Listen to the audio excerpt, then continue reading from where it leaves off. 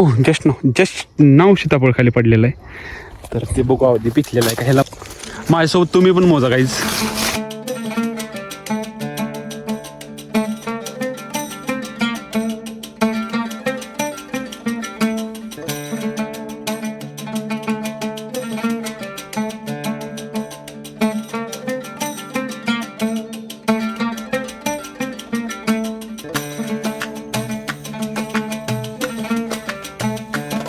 हे guys welcome back to our new blog. नवीन ब्लॉगमध्ये तुमचं स्वागत आहे.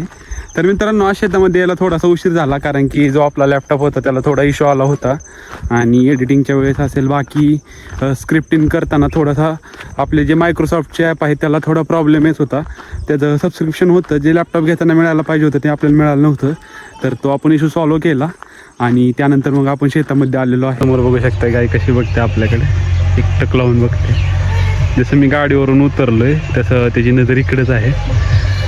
तर आपण त्याच्याकडे जाऊया कारण की काल आपलं मिस झालं आहे तिला भेटण्याचं. तर आज आपण तिची गाडी घेऊ. पण निघालो आहे गाईज आपल्या गाईकडे आणि बघूया ते जातं लक्ष येतं आहे का आपल्याकडे.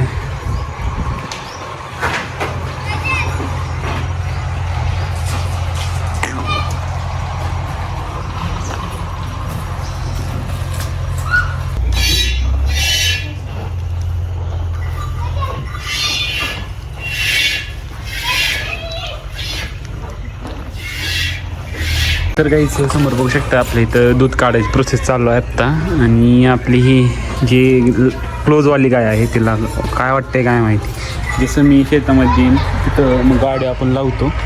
तर गाडी लावल्यानंतर तिची नजर एकदम आपल्याकडे असते. मग येऊन तिला थोडंसं वाटतं की आपण त्याच्यावरून हात फिरवावा. नाही फिरवला तर ते जवळ येते मुद्दाहून डोकं खाली करते. तर आपण थोडं आपल्या द्राक्षाच्या प्लॉटमधून चक्कर टाकूया आज कारण की 3-4 दिवस झाला असेल आपण आपल्या द्राक्षाच्या प्लॉटमध्ये गेलो नाही. स्पेशली दुसऱ्या प्लॉटमध्ये कारण की पहिल्या प्लॉटमध्ये तर आपण सर्व प्रोसेस बघितलेली होती पण जो दुसरा प्लॉट होता तो आपण खूप दिवस झाले त्याच्याकडे गेलेलो नाही त्याचे. तर आपल्या दुसऱ्या प्लॉटवरती स्प्रेचं काम चालू आहे. समोर तुम्हाला ट्रॅक्टर दिसत असेल आणि ह्याचं विरळणीचं काम पण झालेलं आहे तुम्ही बघू शकताय. आणि प्रत्येकाला आपण मोजून घट ठेवलेले आहेत. गाडीला बघू शकताय तुम्ही.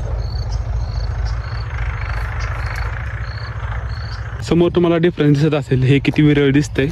आणि जो दुसरा प्लॉट आहे इकडे बघू शकताय तुम्ही, म्हणजे पहिला प्लॉट आपला तो किती दाट झालेला आहे आता. आणि घडाची साईज पण तुम्ही बघू शकता. आता मनी तयार व्हायला लागलेत ते. आणि हे जी साईज असते हे पण क्वाईट गुड. आपल्याला हेच पाहिजे. हे असे नको आहेत घड, हे जे होत आहेत ना हे बघू शकता तुम्ही इथं. ह्याच्यामुळं ते वाकडा झालेला आहे.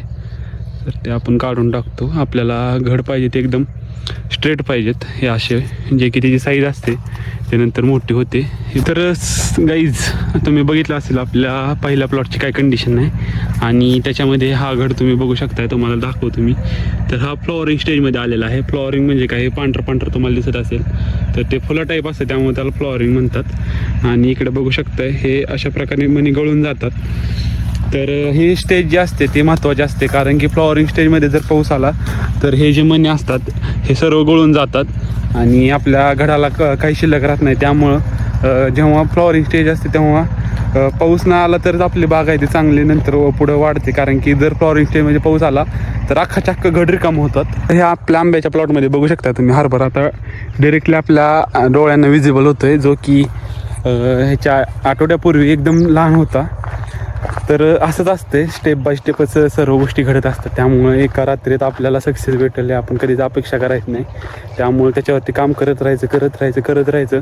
एक दिवस असा येतो की तुम्ही जे काम केलेलं असतं त्याचं तुम्हाला एका दिवसात ते भेटून जातं. त्यामुळं करत राहायचं, एक नाही दिवस नक्कीच आपलं येत असतं. शकताय सूर्यास्त होत आहे आणि किती सुंदर असा व्ह्यू झालेला आहे. एकदम केशरी वातावरण झालेलं आहे. थोडं गुलाबी झालेलं आहे आणि थंडी पडत आहे. हा फीलच वेगळा आहे. समोर बघू शकता ही आपली ज्वारी आहे आणि आता चांगली वाढलेली आहे ती. आणि हे आपण कोळपून घेतलेले आज, जे की आपण लास्ट टाइम बघितलं तुम्ही ट्रॅक्टरद्वारे कोळपली होती. पण त्याच्यातून एक तुकडा आपण करून घेतलं म्हणजे 1 एकर. पण त्याच्यातून जास्त नुकसान होत होतं त्यामुळं आपण ते 1 एकरवर थांबवलं आणि त्यानंतर आज बैलानं कोळपणी करून घेतली. जुनं ते सोनं जे मला कॅप्चर करायचं होतं पण आपल्या दुसऱ्या कामामुळे ते आपल्याला कॅप्चर करता आलं नाही. तर नेक्स्ट टाईम मी नक्कीच ते कॅप्चर करण्याचा प्रयत्न करीन. तर बघू शकता समोर ते कोळपून झालेले आहे. शेतपावली करत करत करत आपण आपल्या सीताफळाच्या प्लॉटमध्ये आलो आहे. कारण की जो तिसरा तोडा झाल्यानंतर साधारणतः किती सीताफळ शिल्लक आहेत आणि किती तोडे होऊ शकतात याचा थोडा आपण अंदाज घेऊया. कारण की आपण जे मेल केलं होते बाकीच्या कंपन्यांना, आय होप की त्यांचा रिप्लाय येतील. अजून म्हणजे दुसरा दिवस आज आलेले नाहीत. तर अजून एक दिवस आपण वेट करू आणि आज रात्री पण त्यांना आपण मेल करणार आहे जे की त्याचं प्रोडक्शन करतात जे सीताफळाचे बाय प्रोडक्टचं. तर त्यांना आपण अजून एकदा मेल करणार आहे. जर सीताफळ असं फळ आहे ना गाईज, तर ते फळ कमी खातात आणि त्याचे बाय प्रोडक्ट्स आहेत ते जास्त खातात. आणि एक झाड स्पेशली घेऊया आणि 1-2 झाडांचे आपण ते मोजूया किती सीताफळ आहेत. तर बघू शकता मला एक दाखवायचं होतं जे आपले 3 तोडे झालेले आहेत त्याच्यानंतर पण हे सीताफळ बघू शकता किती बारका आहे आणि हिरवा आहे. तर हे अजून एकदम लास्टच्या तोड्यामध्ये जाणार आहे. आणि इकडे बघू शकता ह्याची साईज अजून इथं असेल, इकडं असेल, म्हणजे असे बरेच सीताफळ बाकी आहेत. ते आपण एकदा काउंट करूया की अजून किती सीताफळ बाकी आहेत. तर गाईच ह्या झाडाचे आपण काउंट केलं असता साधारण त्याला 20-21 सीताफळ अजून बाकी आहेत. तर हे एक झाड झालं आणि आपण रँडमली अजून एक पलीकडच्या लाईनमधलं जे असेल त्याला आपण काउंट करूया. कारण की त्याच्यानं आपल्याला अंदाज दिला आपल्या झाडाला अजून किती सीताफळ बाकी आहेत आणि किती तोडे होऊ शकतात. प्रत्येक सीताफळ झाडाला बघितलं तुम्ही बघू शकता हे साईजची सीताफळ बाकी आहेत. अजून इथं असेल, इकडं असेल, असं प्रत्येक झाडाला आहेत. तर दिस इज क्वाईट गुड. कारण की जेवढे तोडे जास्त होतील तेवढं थोडं लेट जाईल आपलं सीताफळ आणि रेट आहे तो जास्त वाढेल. कारण की हळूहळू आता रेट वाढायला लागलेला आहे. त्यामुळं जेवढं लेट जातील तेवढं चांगलं आपल्यासाठी.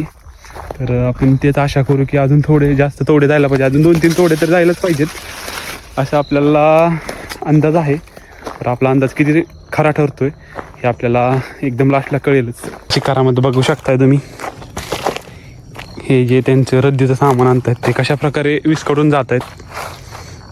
म्हणजे त्यांना फक्त माल भेटला म्हणजे सीताफळ भेटली विषय संपला. इकडे किती कचरा होईल.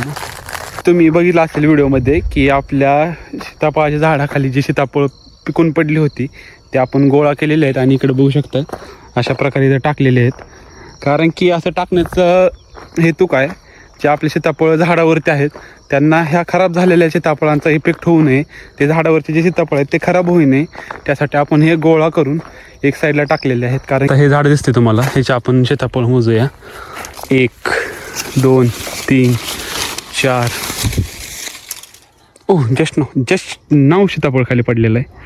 तर ते बघू अवधी पिकलेलं आहे का ह्याला मोजूच आपण.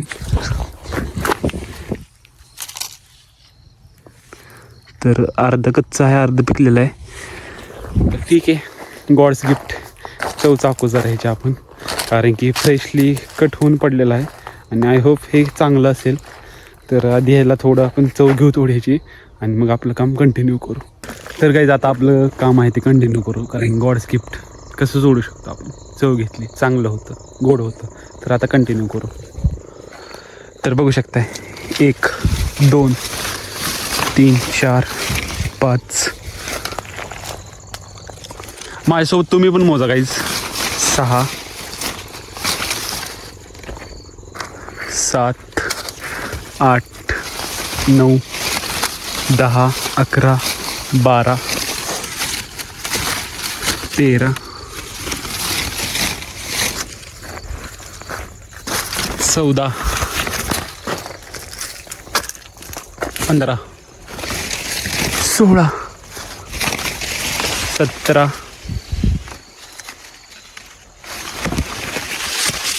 18 most favourite number Virat Kohli 19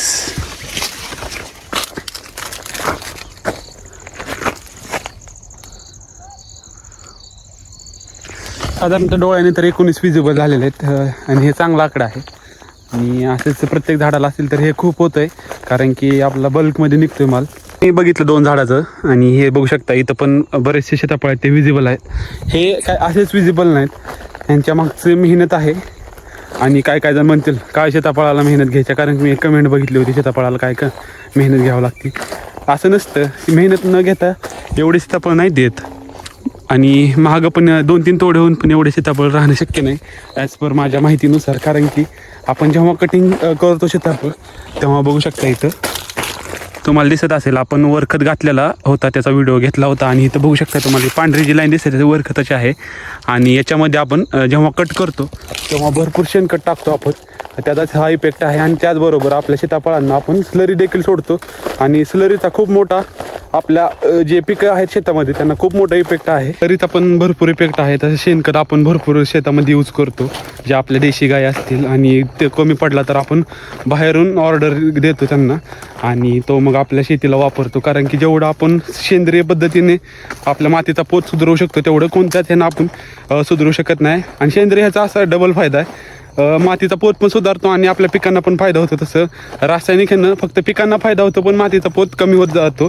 त्यामुळं आपण जेवढं कमीत कमी रासायनिक वापरता येईल तेवढं वापरतो. आणि जे बेसिक आहेत माती परीक्षण केलं गेलं पाहिजे, कारण की माती परीक्षणात आपल्याला समजतं की जमिनीमध्ये कोणते घटक कमी आहेत आणि कोणते घटक आपल्याला खताद्वारे द्यायला पाहिजे. त्यामुळे माती परीक्षण करतो आपण आणि त्याच्यानुसार मग आपल्या ज्या झाडांना आवश्यक आहे तेच आपण फक्त खत वरखत म्हणून देतो. तर बघू शकता अशा प्रकारे आपले जे झाडावरची सीताफळ आहे त्याची संख्या आपण मोजली आणि त्याच्या मागची मेहनत पण असते, खत घालण्याची असते, ते तुम्ही बघितलंच क्लिपमध्ये.